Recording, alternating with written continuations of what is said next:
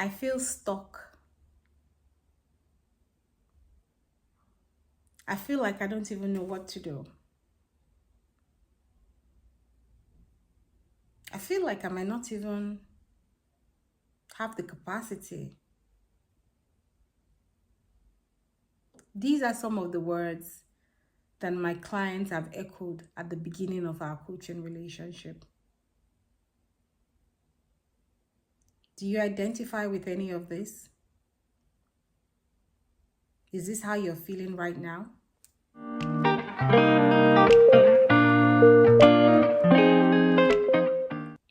Welcome to another episode of the HR Growth Network podcast with Olutoyin Williams. I am pleased to bring you this series of podcasts that is focused on supporting senior HR professionals to navigate into higher visible roles and accelerate their career. Welcome. A number of HR professionals at the beginning of our coaching relationship report feeling stuck, report a loss of confidence, report feeling unsure of what their next step should be. Why? Because they have been stuck in a position for so long and it looks as if getting to the next level of their career seems out of reach. Is this how you feel? I'm going to discuss one thing that I think might be able to help you navigate these feelings. In the first instance, I don't want you to ignore how you feel. If you feel stuck, let's name it. Some of the challenges that I have observed is when people feel a certain way, but they don't want to give voice to it. They want to bury it. They want to imagine that that feeling doesn't exist because they fear that if they give voice to it, then it becomes something a bit more solidified. That's not true. Sometimes by giving voice to it and actually naming how you feel enables you to even understand what's going on here. Do you feel stuck? Do you feel a loss of confidence? Do you feel like you can't navigate the next steps on your own? If that's how you're feeling right now, I am sorry you feel that way. It's not a pleasant feeling, but we can do something about it. And that feeling is an indicator that you're discontent with where you are. Is an indicator that you need to move from where you are. The strategies of how to move is something that needs to then be discussed and implemented, and you need support for it. So let's get over trying to bury the feeling, trying to ignore the feeling, trying to deny the feeling. Let's get over that. Let's get into identifying the feeling and let's begin to delve into why do you feel like that? So why do you feel stuck? Let's talk about it. Why do you feel stuck? What is it that makes you feel stuck? Have you been an assistant HR manager or HR manager for a couple of years that you feel right now you're ready for the next level of responsibilities, which is more likely a head of HR role, but that hasn't come? Is that why you're feeling stuck? Are you feeling stuck because you have mentored and supported so many other younger HR people over the years and they seem to have just blossomed into their career, and then there you are still mentoring and supporting? Are you feeling stuck because you can see these juicy HR roles and you're thinking, I can absolutely do this, like I can do this in my sleep, but then you're sending in your CVs but you're not being called for it? You're not getting any callbacks. If anything, they're sending you an email that we're sorry to inform you that we have reviewed your CV, but we think we found other candidates that would like to move on. Really? Other candidates?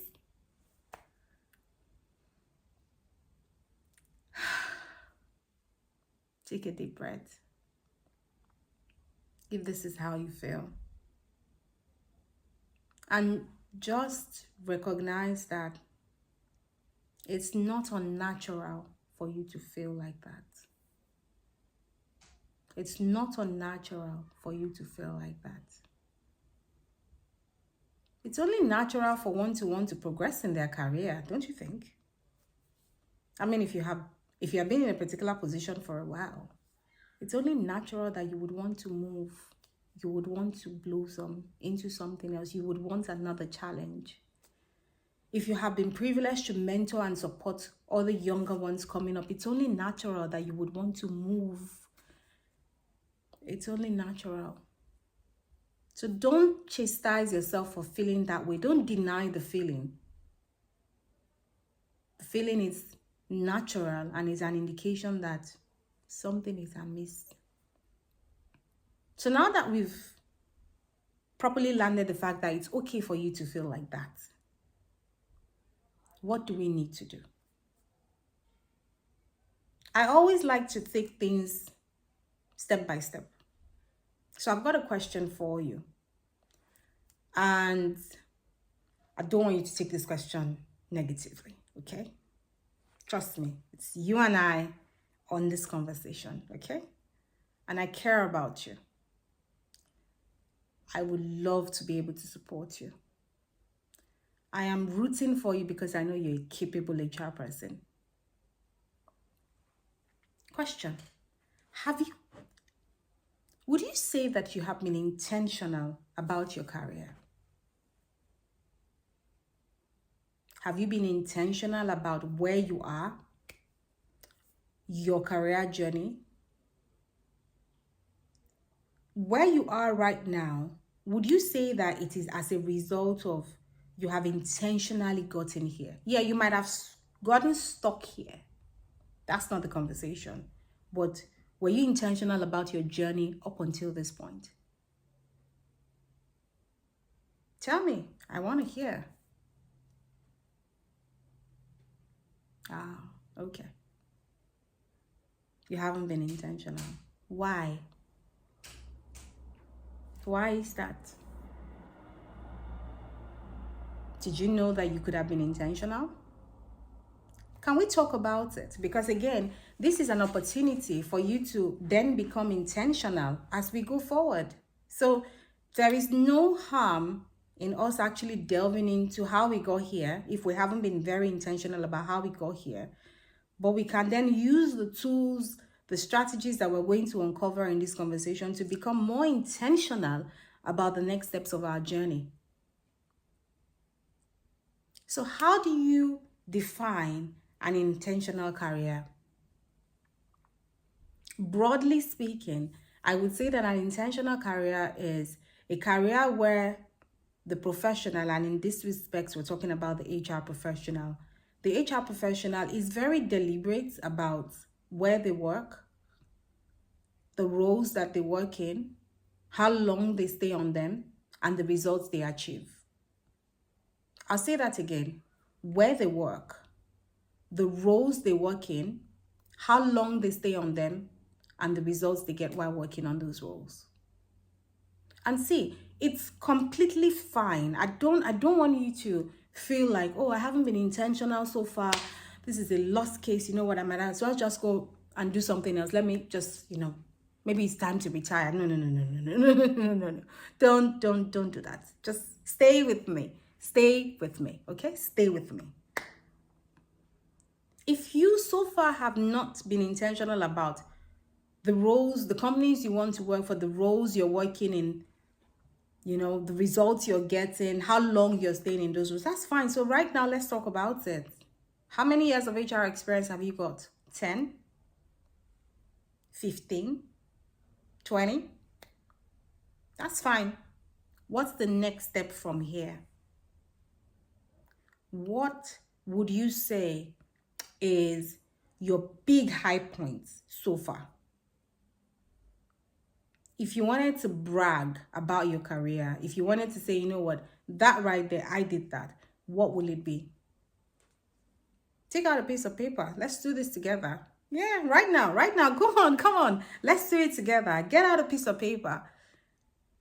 What are your career highlights. Okay? You led that project. Okay? You did that. Oh, there was that policy. Oh, the revamp. Interesting. You have quite a number of things. So write them down.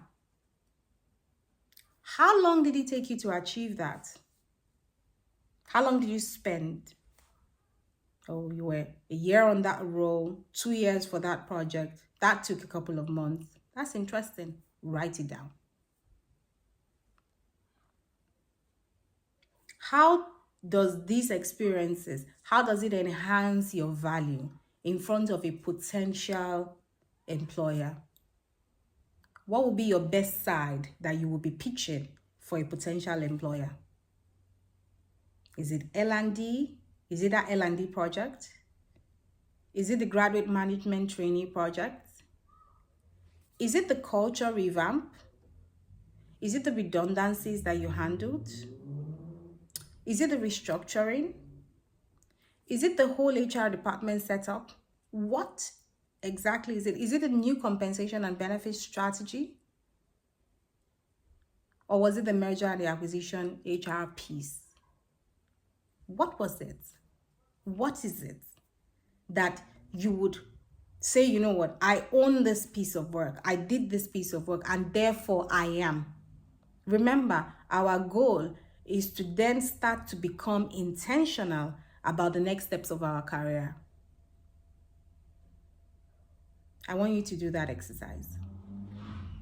Once you've been able to identify your bragging rights, things that you have done that you can point to, then let's use that to start to craft our value in front of a potential employer.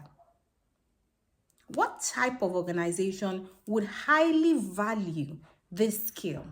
This skill that you have gotten or you have demonstrated by doing this project, what type of organization would value it?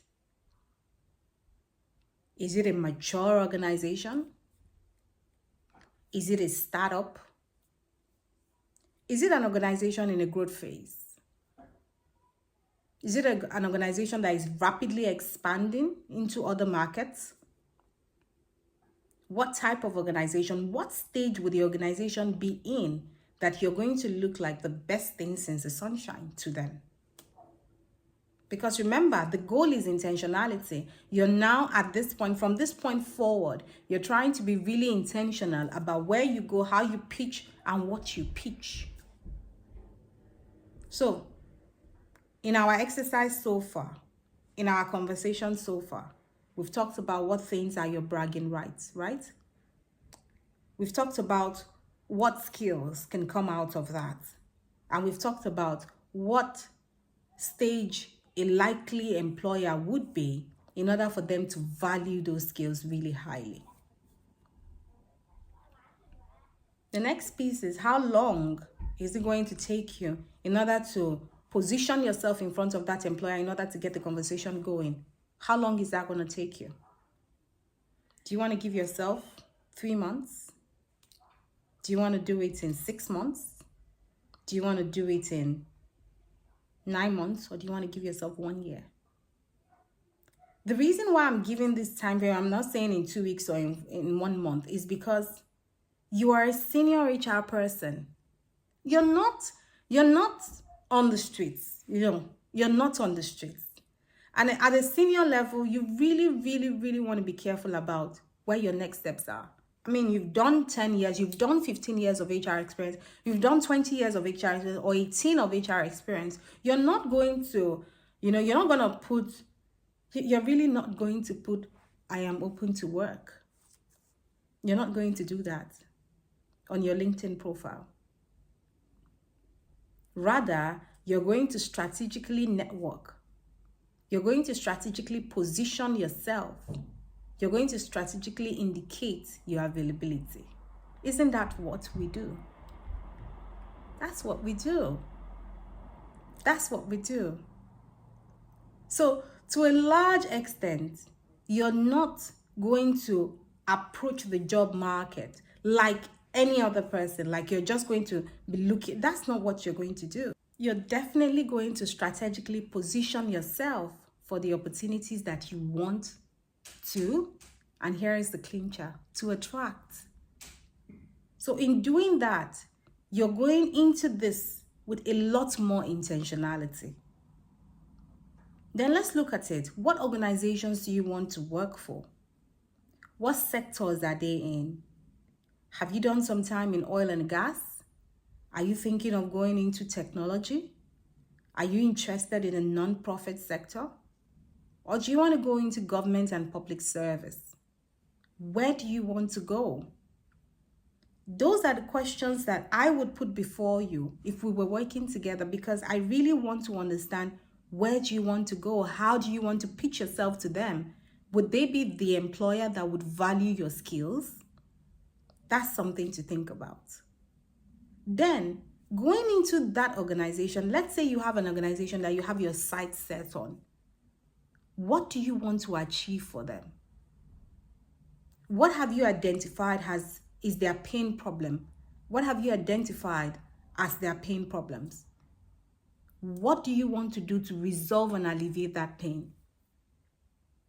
What are the low-hanging fruits that you're going to bring into the organization to show that you were the best HR candidate to have employed?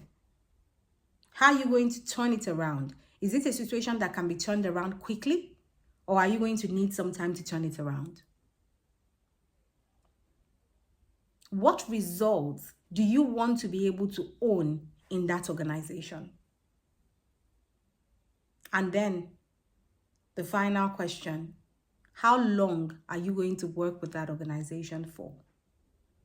What's your plan? You see, when we talk about intentionality, especially when it comes to careers of senior HR people, you can't leave it to chance. You're not going to just, let's see how it goes. No, I don't advise that you see how it goes. You need to get in there with a plan. You need to get in there with a clear plan, a clear course of action, such that if your journey truncates and you're not there for as long as you thought you might be there for, the little time you spent with them would have been impactful. You can't leave it to chance. But guess what? Comfort has been the dirt of so many HR career plans. Just getting into an organization that is so comfortable that you find your comfort zone, you're happy to coast along. You cannot coast along. You should not coast along. That doesn't mean you should be 24/7 hyper vigilant, hyper achieving, hyper looking for things to do and be restless. No. But you must be fully in control of how your journey evolves. You must be very clear on what opportunities you are going to say yes to and what opportunities you're going to say no to. You can't do that if you're going with the flow.